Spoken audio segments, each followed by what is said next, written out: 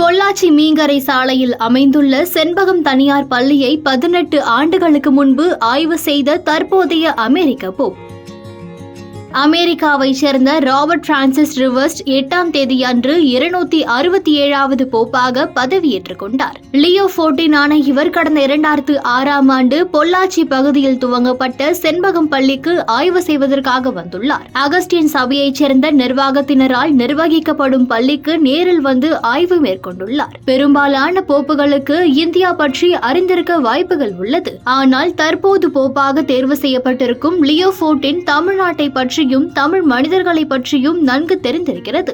இது பல்வேறு தரப்பினரையும் ஆச்சரியத்தில் ஆழ்த்தியுள்ளது. இது குறித்து தற்போது அப்பள்ளியில் பணியாற்றும் ஃபாதர் சுமேஷ் ஜோசப் கூறுகையில், புதியதாக பொறுப்பேற்றுள்ள போப் ஆண்டவர் தமிழகத்தில் உள்ள பொள்ளாச்சி பகுதிக்கு வந்திருப்பது பெருமையாக உள்ளதாகவும் தமிழர்களை பற்றி அவர் அறிந்து கொண்டது மகிழ்ச்சியாக உள்ளதாகவும் தெரிவித்துள்ளார்.